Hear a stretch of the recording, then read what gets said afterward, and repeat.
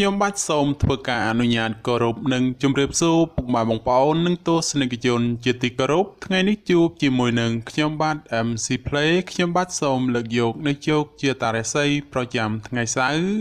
ថាតើនៅក្នុងថ្ងៃនេះដួងរាសីរបស់ពុកម៉ែបងប្អូនប្រែប្រួលផ្លាស់ប្ដូរទៅជាយ៉ាងដូចម្តេចនោះ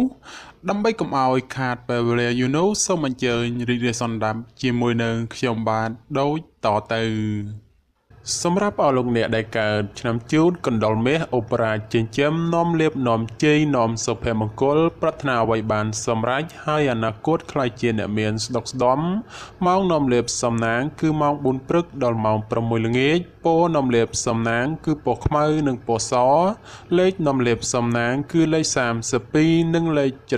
78សូមខមមិនលេខ799យកលេបសម្បត្តិទេវតាទ្រព្យមានបារមីស័ក្តិសិទ្ធិណាស់សេចេញភ្លាមទំនេរទាឆត់បំផុតសម្រាប់អស់លោកអ្នកដែលកើតឆ្នាំជូតនៅថ្ងៃនេះបើលោកអ្នកធ្វើអ្វីកុំរងចាំយូរពេកពីព្រោះថាផលជាផ្លែផ្កាតែងតែហុចមកវិញជានិច្ច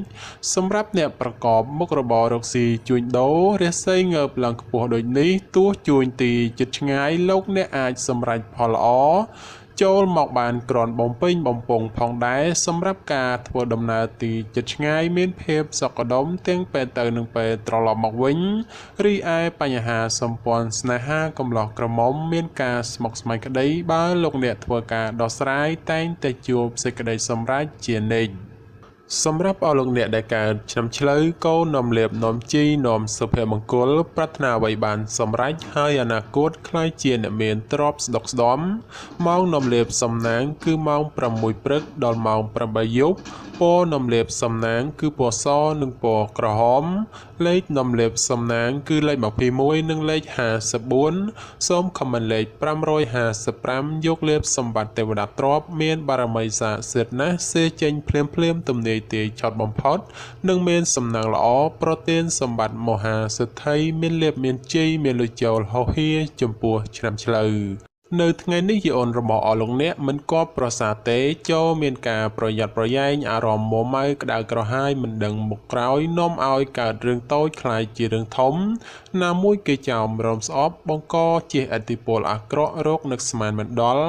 ក្រៅពីនេះបើមានការប្រកបកិច្ចការងារលោកអ្នកអាចជួបរឿងរ៉ាវចំនួនកាត់ឡើងដូច្នោះក៏បីមានការប្រុងប្រយ័ត្នប្រយែងបើមិនដូច្នោះទេ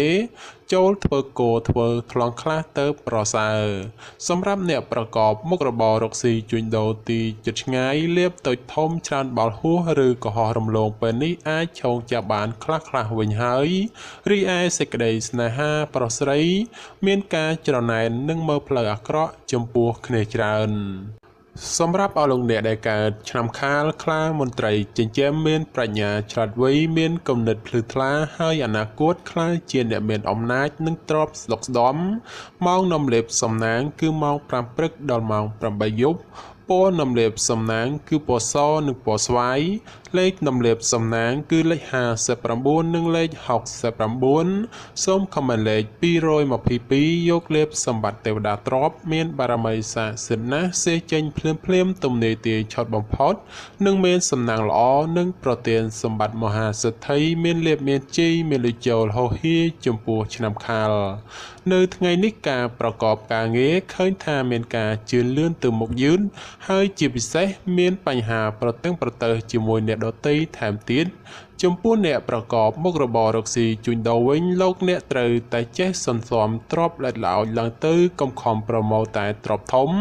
ព្រោះថ្ងៃនេះសម្បូរតែទ្រព្យល្អិតល្អោចប៉ុណ្ណោះសម្រាប់ការធ្វើដំណើរទីជិតឆ្ងាយកុំកប់បីសេពគប់លបែងស្រីស្រាព្រោះនាំភាពទុកសោកមកវិញតែប៉ុណ្ណោះរីឯបញ្ហាគូគ្រងប្តីប្រពន្ធឬគូស្នេហ៍កំឡោះក្រមុំមានដំណើរការថយក្រោយនិងប្រឆាំងគ្នាច្រើនសម្រាប់អស់លោកអ្នកដែលកើតឆ្នាំថោះទុនសាយមាសមានបារមីដៃជះមានអំណាចមានមនុស្សជួយជ្រោមជ្រែងការងារតូចធំដើម្បីឲ្យអនាគតខ្លាយជាអ្នកមានទ្រព្យសម្បត្តិស្ដុកស្ដំម៉ោងនាំលេបសំណាងគឺម៉ោង5ព្រឹកដល់ម៉ោង9យប់ព ពណ៌នំលាបសំណាងគឺពណ៌ប្រផេះនិងពណ៌លឿងលេខនំលាបសំណាងគឺលេខ22និងលេខ43សូមខមមិនលេខ888យកលេបសម្បត្តិមហាសិទ្ធិមានបារមីស័ក្តិសិទ្ធិណាស់សេចេញភ្លាមទំនាយទាយឆុតបំផុតនិងមានសំណាងល្អនិងប្រទានសម្បត្តិមហាសិទ្ធិមានលៀបមានជ័យមានលុយចូលហោហៀចំពោះឆ្នាំថោះនៅថ្ងៃនេះការប្រកបការងារមានការជឿនលឿនទៅមុខច្រើនផ្នែកក្នុងនេះមិនថារឿងការងារប្រកាសឬរឿងផ្ទាល់ខ្លួននោះឡើយសម្រាប់អ្នកប្រកបមុខរបររកស៊ីជួញដូរវិញមានភាពរលូនល្អទៅមុខនិងការរកប្រាក់កម្រៃទៀតសោតក៏ក្រាន់បើជាងមុនផងសម្រាប់ការធ្វើដំណើរទីជិតឆ្ងាយមានភាពសុខដុមទាំងពេលទៅនិងពេលត្រឡប់មកវិញរីឯបញ្ហាស្នេហាកំឡោះក្រមុំឬមេម៉ាយពោះម៉ាយក្តីជួបរឿងការយល់ខុសនិងភាពប្រចែកប្រច័ណ្ឌកំពុងចូលលោកលុយច្រើនដូចនេះត្រូវកាត់បន្ថយការបង្កចំនួនវិវាទចេញពីខ្លួនខ្លះទៅប្រសើរសម្រាប់អស់លោកអ្នកដែលកើតឆ្នាំរោងពោះអ្នកក្រេតមន្ត្រីចិញ្ចឹមធ្វើកិច្ចការងារអ្វីមួយតែងតែមានគំនិតជ្រះថ្លាប្រាថ្នាអ្វីបានសម្រេចធ្វើការតូចធំតែងតែមានអ្នកគ្រប់គ្រងទំនុកបំរុងសពគ្រប់បែបយ៉ាងម៉ោងនំលាបសំណាងគឺម៉ោង7ព្រឹកដល់ម៉ោង8យប់ពណ៌នំលាបសំណាងគឺពណ៌សនិងពណ៌ក្រហមលេខនំលាបសំណាងគឺលេខ46និងលេខ98សូមខមមិនលេខ168យកលេបសម្បត្តិអុកញ៉ាមានបារមីស័ក្តិសិទ្ធិណាស់សៀចេញភ្លាមទំនាយទាយឆុតបំផុតនិងមានសំណាងល្អនិងប្រទានសម្បត្តិមហាសិទ្ធិមានលៀបមានជ័យមានលុយចូលហោហៀចំពោះឆ្នាំរោងក្នុងថ្ងៃនេះមានជោគមានសេរីហើយបើទោះបីធ្វើអ្វីក៏ដោយតែងតែមានការរីកលូតលាស់និងមានជោគមានជ័យគួរសមសម្រាប់អ្នកប្រកបមុខរបររកស៊ីជួញដូរមានការប្រជែងគ្នាច្រើននិងជាពិសេសមានការប្រទាំងប្រទើសជាមួយអ្នកមានមុខរបរដូចគ្នាហេតុនេះគប្បីធ្វើចិត្តឲ្យទូលាយទៅគ្មានរឿងរ៉ាវចម្រូងចម្រាសកើតឡើងសម្រាប់ការធ្វើដំណើរទីជិតឆ្ងាយជួបភាពសុខដុមទាំងពេលទៅនិងពេលត្រឡប់មកវិញរីឯសេចក្តីស្នេហាកំឡោះក្រមុំមានការជឿនលឿនទៅមុខនិងផ្អែមល្ហែមល្អចំពោះគ្នាប្រពៃសម្រាប់អស់លោកអ្នកដែលកើតឆ្នាំអាសាញ់ពោះទេវតាចិញ្ចឹមមានលៀបមានជ័យមានមនុស្សជាច្រើននាំគ្នាស្រឡាញ់រាប់អានសាទរម៉ោងនាំលៀបសំណាងគឺម៉ោង6ព្រឹកដល់ម៉ោង8យប់ពណ៌នំលាបសំណាងគឺពណ៌លឿងនិងពណ៌ខ្មៅលេខនំលាបសំណាងគឺលេខ56និងលេខ89សូមខមមិនលេខ777យកលេបសម្បត្តិអភិជននៅលុយរយលានមានបារមីស័ក្តិសិទ្ធិណាស់សេចេញភ្លាមទំនាយទាយឆុតបំផុតនិងមានសំណាងល្អនិងប្រទានសម្បត្តិមហាសិទ្ធិមានលៀបមានជ័យមានលុយចូលហោហៀចំពោះឆ្នាំអាសាញ់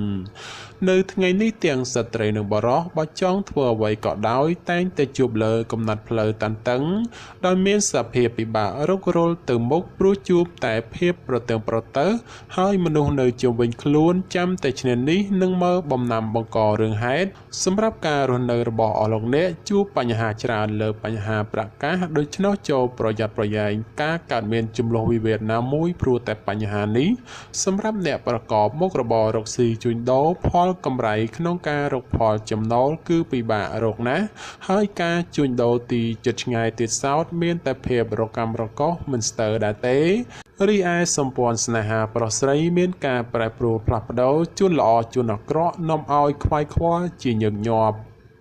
សម្រាប់អស់លោកអ្នកដែលកើតឆ្នាំមមីសេះមេតបចិញ្ចឹមនាំលៀបនាំជ័យនាំសុភមង្គលប្រាថ្នាអ្វីបានសម្រេចហើយអនាគតខ្លាយជាអ្នកមានទ្រព្យស្ដុកស្ដម្ភម៉ោងនាំលៀបសំណាងគឺម៉ោង5ព្រឹកដល់ម៉ោង7យប់ពណ៌នំលាបសំណាងគឺពណ៌សនិងពណ៌ក្រហម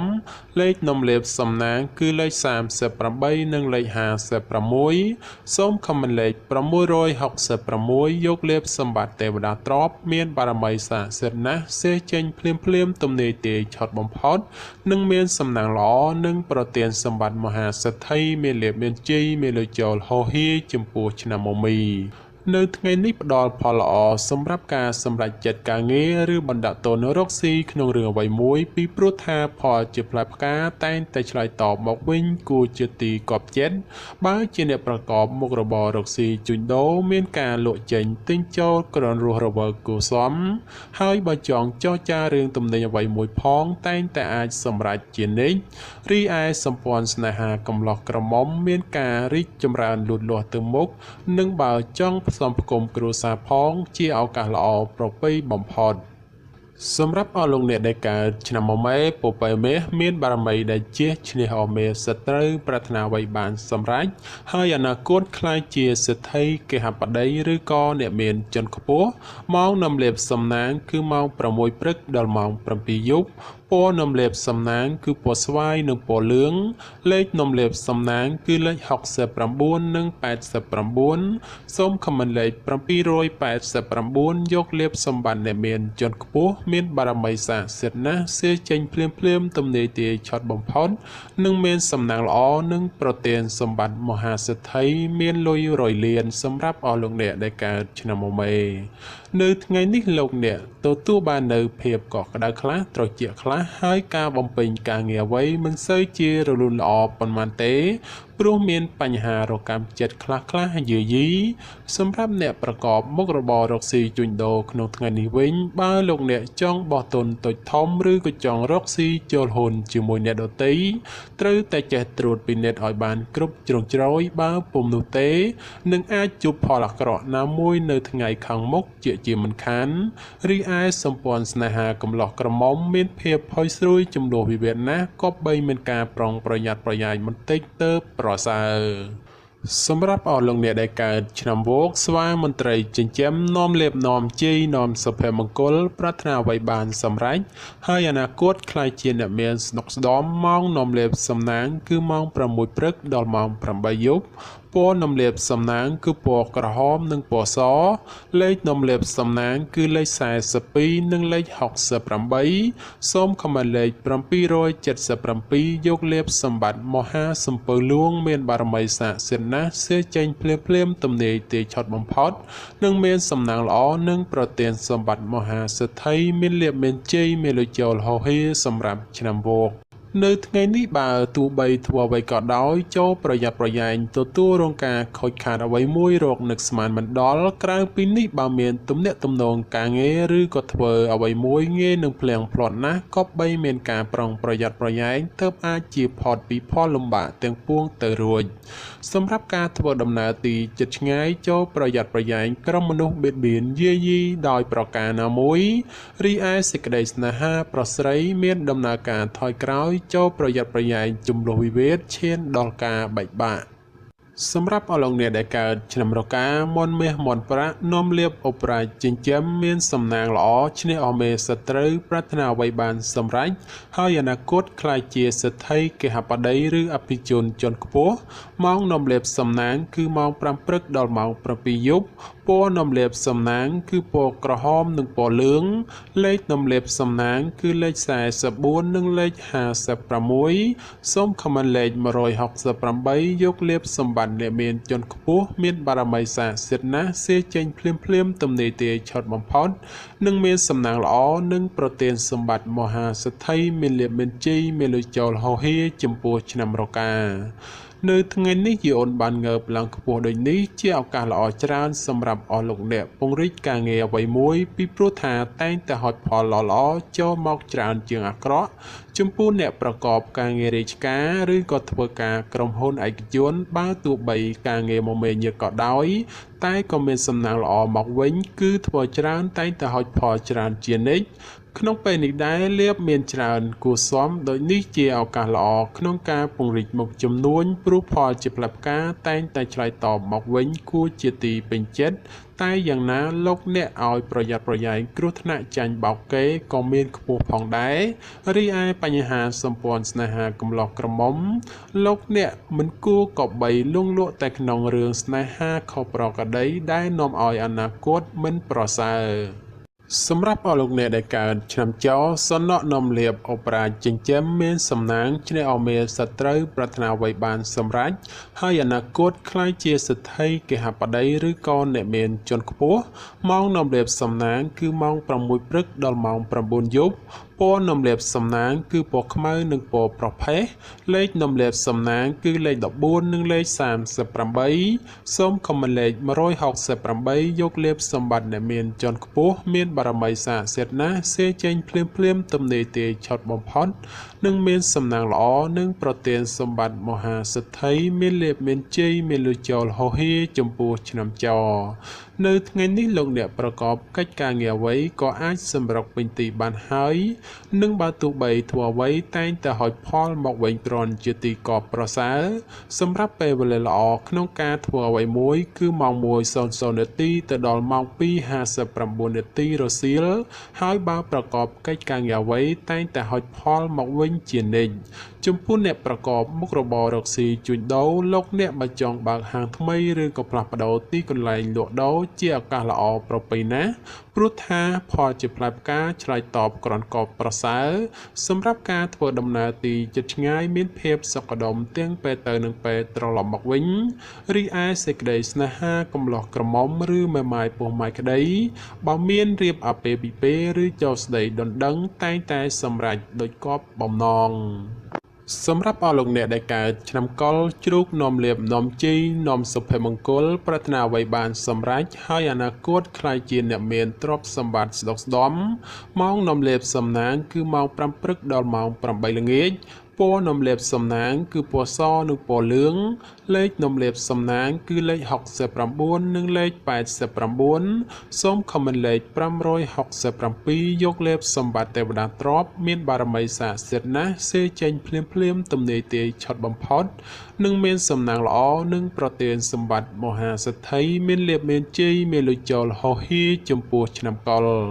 នៅក្នុងថ្ងៃនេះបើលោកអ្នកធ្វើអ្វីត្រូវធ្វើដោយសន្សឹមកុំបំបោលនោះផលល្អនឹងហុចឲ្យវិញដូចជាទីកប់បំណងសម្រាប់ការប្រកបការងារក៏ដូចនោះដែរលោកអ្នកត្រូវតែធ្វើថ្នាក់ធនកណ្ដាលឬមិនសំខាន់ពេកព្រោះថាបើធ្វើធំពេកឬសំខាន់ខ្លាំងពេកផលជាផ្លែផ្កាដែលហុចមកវិញមិនសូវដូចគប់បំណងប៉ុន្មាននោះឡើយចំពោះអ្នកប្រកបមុខរបររកស៊ីជួញដូរលោកអ្នកឲ្យប្រយ័ត្នប្រយែងជន់ខិលខូចតាមលួចបន្លំឬបង្ករឿងហេតុដោយប្រការណាមួយ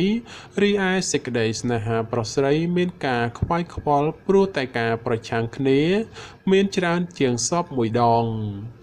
បាទចំពោះជោគជាតារាសីប្រចាំឆ្នាំទាំង12ខ្ញុំបាទក៏សូមបញ្ចប់ត្រឹមតែប៉ុណ្ណេះជាចុងក្រោយប្រសិនបើមានពាក្យលើសលួសខ្វះខាតត្រង់ប្រការណាមួយសូមពុកម៉ែបងប្អូនជួយអធ្យាស្រ័យដល់រូបខ្ញុំបាទផងហើយខ្ញុំបាទក៏សូមអរគុណនិងសូមជម្រាបលា